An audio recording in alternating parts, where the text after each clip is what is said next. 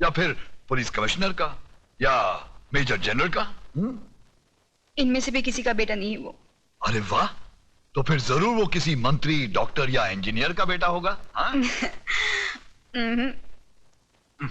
तो फिर किसकी औलाद है वो? कोई गरीब घराने का है या किसी झोपड़पट्टी में रहता है वो? हाँ। क्या मतलब? शहर के मशहूर बिल्डर योगराज की इकलौती बेटी दुल्हन बनकर झोपड़पट्टी में जाएगी? बिल्कुल नहीं, नामुमकिन है। डैडी, आपने लक्ष्मी नगर का नाम तो सुना होगा? सुना है, सुना है। शहर के बीचों बीच एक सड़ी हुई झोपड़पट्टी है, वही रहता है ना वो। हाँ। लक्ष्मी नगर का नाम तो ऐसे ले रही है जैसे शहर के सारे रईस वही रहते हो। डैडी, वो लक्ष्मी नगर के मालिक लक्ष्मीदास जी का बेटा है। क्या? क्या? अपने लच्छू का बेटा है वो? लेकिन तू तो कह रही थी झोपड़पट्टी में रहता है वो। अरे बेटी, वो लक्ष्मी नगर का मालिक है, मालिक। वाह बेटी, मैं तुम्हारी पसंद की दाद देता हूँ। यूं समझ लो तुम्हारी शादी पक्की। मैं कल ही जाकर लच्छू से बात करता हूँ। अब तो तुम खुश हो? Thank you daddy, thanks.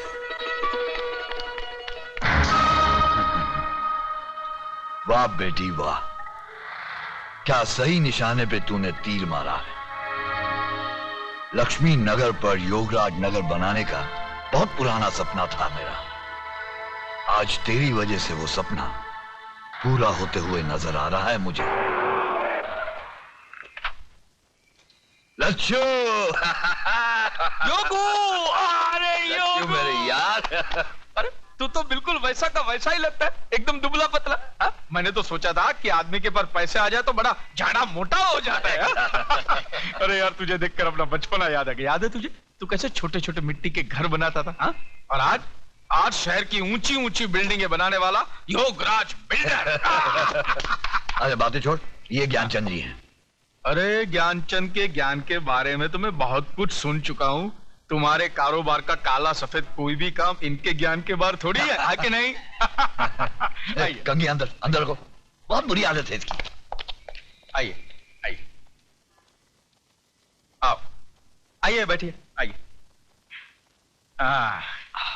हाँ तो भाई साहब बोलिए, क्या पियेंगे, गरम ठंडा? कुछ नहीं, मैं ओवल्टीन पीऊंगा। नहीं, वो घर में नहीं है। ये एक और बुरी आदत है इसकी।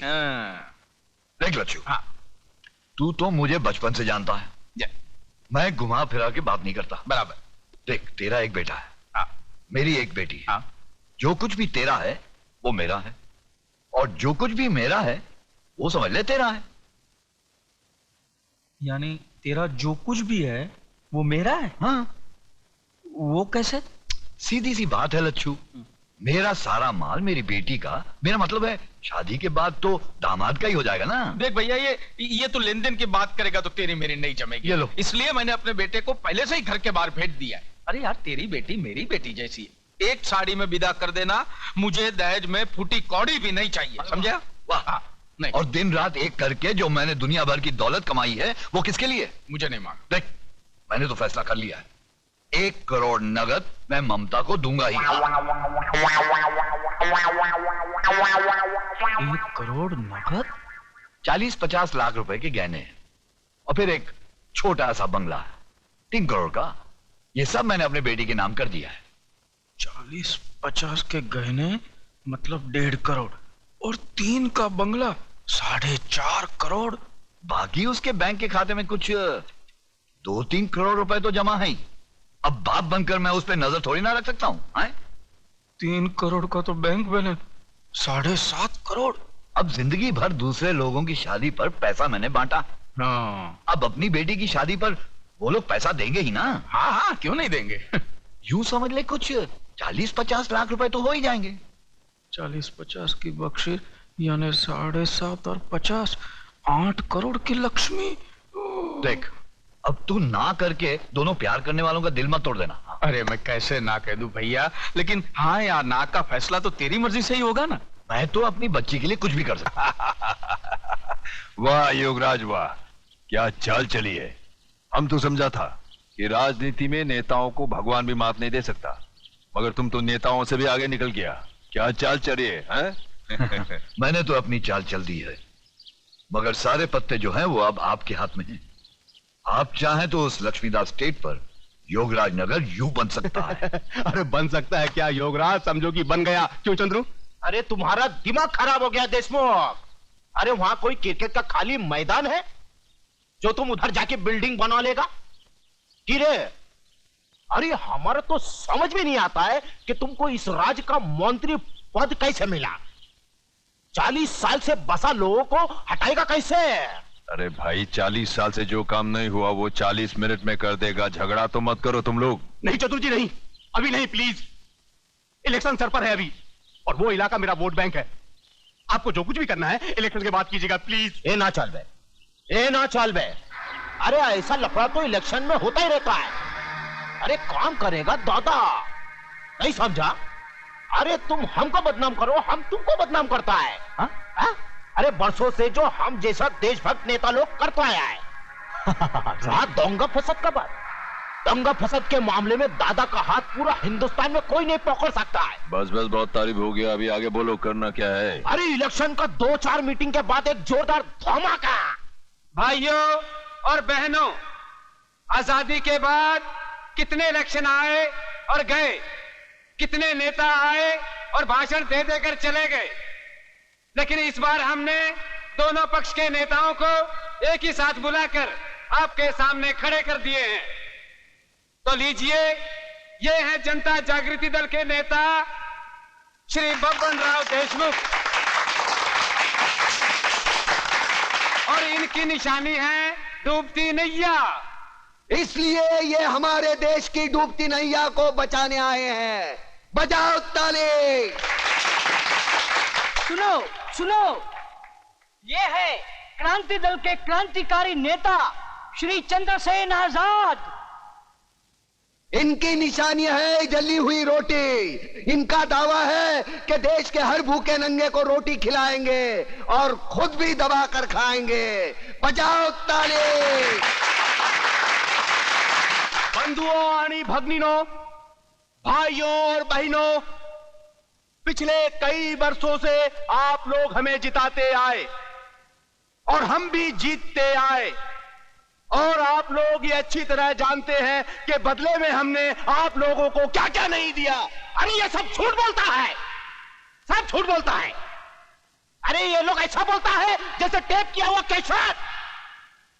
मगर आज आप इन लोगों का बातों में नहीं आने का। ये लोग आपको अगर कुछ दिया है तो गोली भी दिया है, बेकारी दिया है, भूख दिया है, भ्रष्टाचार दिया है।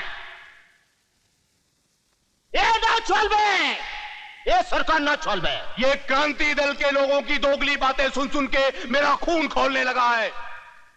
मिस्टर चंद्रसेन आजाद, मैं तुमसे एक प्रश्न पूछता हूं कि कुर्सी और सत्ता हासिल करने के लिए तुम लोग कौन कौन से ढोंग नहीं रचाते?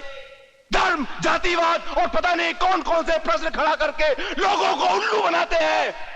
लेकिन अब हम उल्लू नहीं बनेंगे, ना आपसे ना इनसे।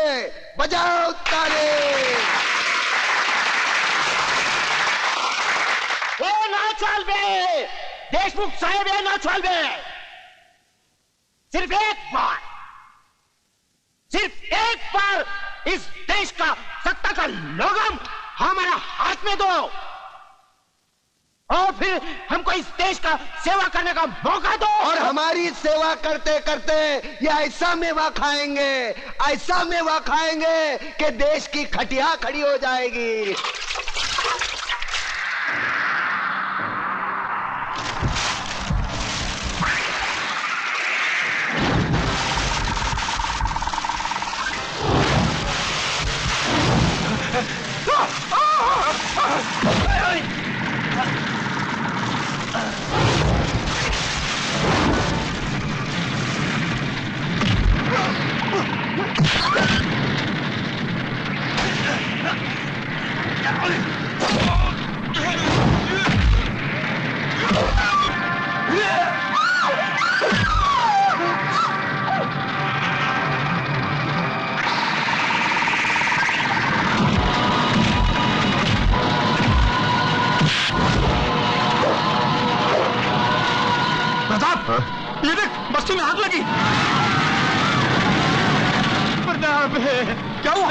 कि उन्होंने मेरी बीवी को काट डाला। किसने? वो दंगे भड़के हैं, हिंदू मुसलमान एक दूसरे को काट रहे हैं। मुझे जल्दी चलो लक्ष्मीदास जी, जल्दी चलो याद आ रहा है।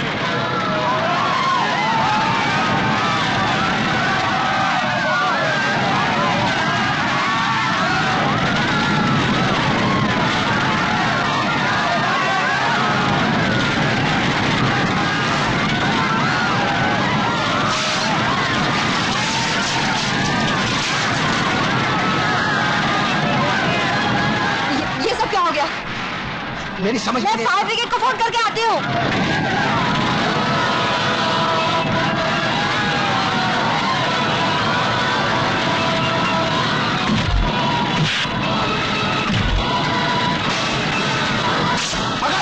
पकड़ उसे। हेलो हेलो, मैं लक्ष्मी नगर से बोल रही हूँ। बोलिए। आप जल्दी आ जाइए, चारों तरफ आग लगी हुई है। हाँ मालूम है, आग चारों तरफ लगी है। 50 फोन आ चुके हैं। अरे मगर आप कब आएंगे? जब टैंकर आ जाएंगे फिर देखेंगे। सब जलकर राख हो जाएगा यहाँ। जल्दी आइए प्लीज। सर, लक्ष्मी नगर में भी दंगे भड़क चुके हैं। हेडक्वार्टर से वायरलेस मैसेज है, हमें वहाँ जल्दी पहुँचना चाहिए। गोली मारो हेडक्वार्टर के मैसेज को। मर जाने दो 2-5 हजार, जल जाने दो सारी बस्ती को, उसके बाद हम जाएंगे।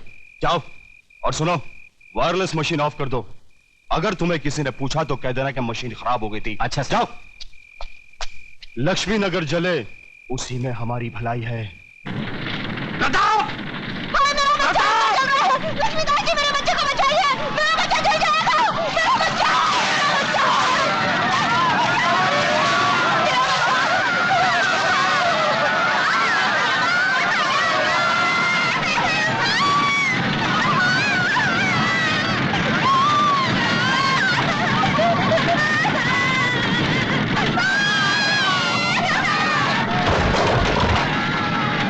अतुल बेटे, इसको जल्दी अस्पताल लेके जाओ, लेके जाओ।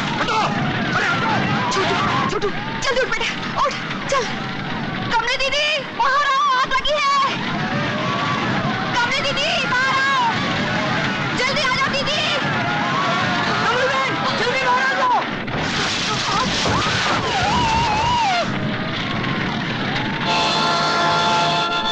छोटू छोटू छोटू,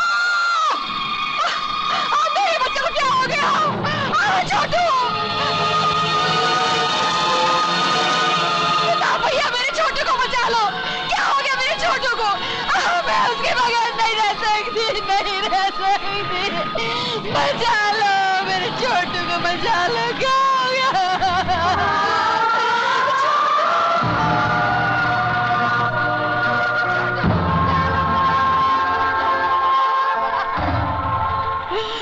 तुमसे कहानी सुनाने की जिद किया करता था ना, उसको कहानी सुनाओ, शायद उठ जाएगा वो। सुनाओ ना। मेरे बच्चे ने क्या बिगाड़ा था, किसी का क्या बिगाड़ा था? कभी इन्होंने मेरा सब कुछ जला दिया। मेरे बच्चे को क्या हो गया? वो बोलता क्यों नहीं बोलता?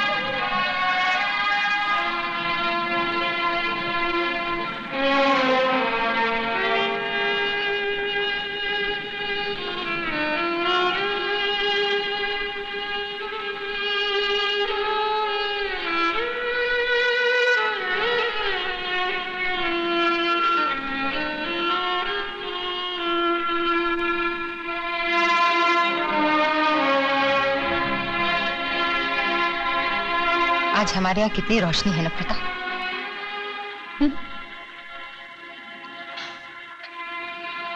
ये कैसा व्यापार है प्रताप? किसने किसको मारा, किसको चलाया, कोई नहीं जानता।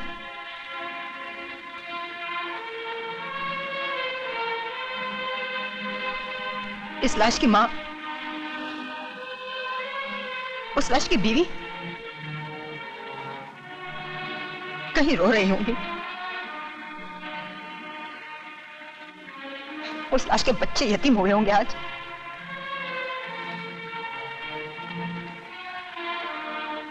कहीं चूल्हे भूखे से हुए होंगे आज। हाँ।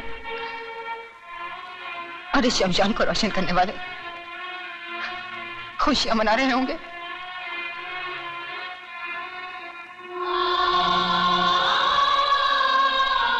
प्रताप, वहां कब्रिस्तान में दफनाने को और यहाँ जलाने को जगह कम है। कतार, कतार, कतार है, कतार, कतार, कतार। जीते जी राशन के लिए कतार, मरने के बाद चलने के लिए कतार। सरकार कल इनका दाम लगाएगी, दाम। अरे आधा जला 50,000, पूरा जला 1 लाख, हाथ कटा 15,000, घर जला 25,000।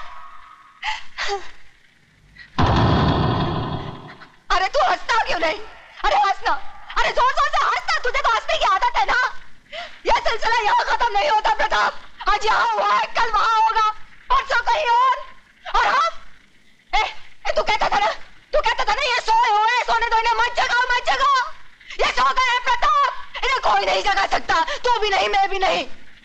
अरे इनके तो शरीर मरे हैं, तेरी तो आत्मा मर चुकी है। अरे तू क्या जगाएगा अपनी आत्मा को? तू क्या लाएगा अपनी आंखों में क्रांति की चमक? अरे तू क्या लाएगा उन दरिंदों से जिन्होंने हमारियत को खेल खेला है? अरे हंसना प्रताप, हंस प्रताप, हंस। हंस, बहुत दिल कर रहा है तेरी हंसी देखने को। अरे हंस, हंस, अरे जोर जोर से हंस, हंस। अरे हंस प्रताप, तेरे लिए मैं हंसती हूँ, चल मैं हंसती हूँ।